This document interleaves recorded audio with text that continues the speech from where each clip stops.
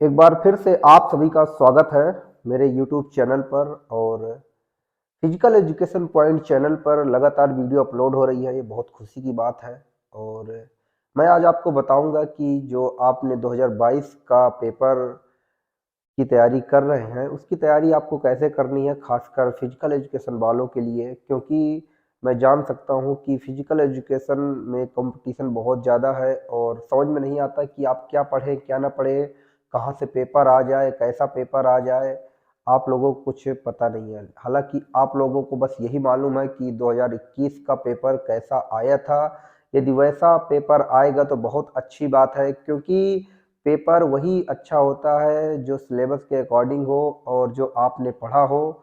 और साथ ही साथ मैं आपको बता दूं, जितने भी हमारे पुराने प्रश्न पत्र हैं उनको आप जरूर सॉल्व करिए, क्योंकि मैं लगातार आपको बता रहा हूं कि पुराने प्रश्न पत्रों से यूपी टीजीटी 2022 का पेपर जरूर बनेगा। साथियों, पेपर आप सभी को मालूम है कि 14 या 15 मई को है हमारा, तो मुश्किल से फरवरी चल रहा है, मार्च में होली है, इसके बाद अप्रैल बचा और उसके बाद 15 दिन मई के बचे। फिर गर्मी भी ज़्यादा बढ़ जाती है तो फिर आप पढ़ नहीं सकते। लेकिन साथियों, जब तक आप होली तक बहुत अच्छा पढ़ सकते हैं। अब साथियों, आप पढ़ें क्या?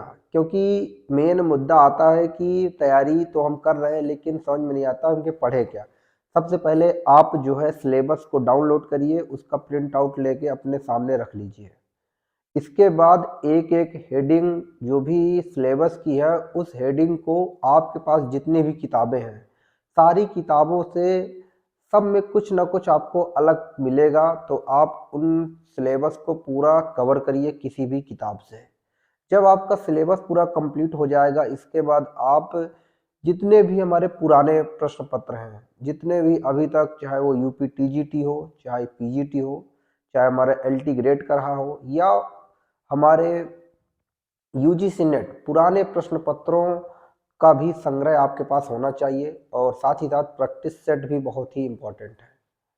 साथियों, पेपर 2 घंटे का होगा और आप सभी लोग जानते हैं कि पेपर में 2 घंटे बहुत ही इम्पोर्टेंट होते हैं। हमारे आगे कौन बैठा है, पीछे कौन बैठा है, ये बहुत बड़ा इफेक्ट डालता है साथियों।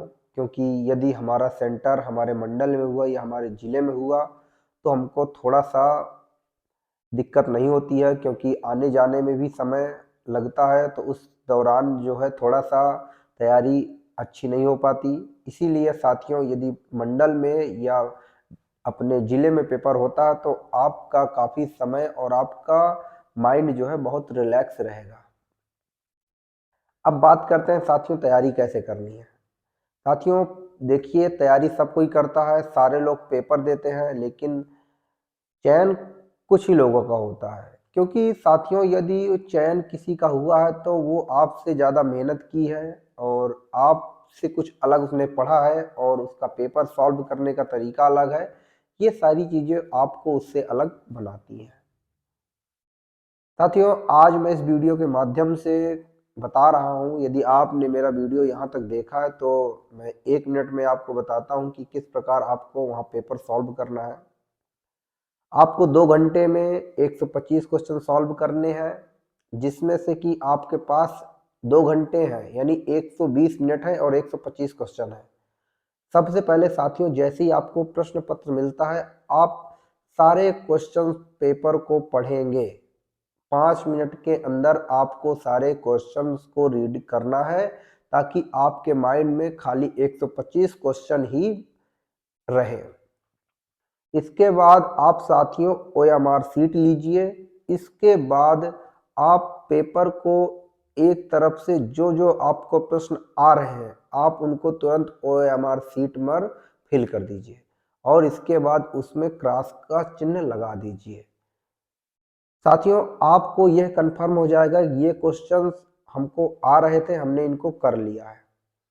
अब साथियों, उस क्वेश्चंस को आप उठाइए जिस पे आपको 2 ऑप्शन गलत दिख रहे हैं। साथियों, बहुत ही इंपॉर्टेंट बात है, आपको लगता है कि ये ऑप्शन नहीं है इस क्वेश्चन के, तो आप उन 2 को काट दीजिए। इसके बाद आपको कितने क्वेश्चंस मिल रहे हैं कि आपको 2 पता है कि ये दोनों में से एक ऑप्शन सही है। इसके बाद साथियों आप कुछ अपना दिमाग भी लगा सकते हैं और साथ ही साथ तुक्का भी मार सकते हैं। इसके बाद साथियों आप उन क्वेश्चंस की ओर जाइएगा जिनको आपने कभी पढ़ा नहीं है और साथ ही साथ और कठिन भी है और थोड़ा-सा हमको समझ में नहीं आता है, उसको 3-4 बार रीड करिएगा और उस आंसर को, हालाँकि क्वेश्चन पेपर में कहीं न कहीं कुछ क्लू मिल जाता है, एक-दूसरे से रिलेट कर जाते हैं क्वेश्चन, तो आप ये ज़रूर एक बात याद रखिएगा। साथियों, वीडियो काफ़ी लंबी होगी इसलिए मैं आपको इतना ही आज इस वीडियो में बताता हूँ। चलिए साथियों, मिलते हैं नेक्स्ट वीडियो में, तब तक के लिए जय हिंद, जय भारत, पढ़ते रहिए।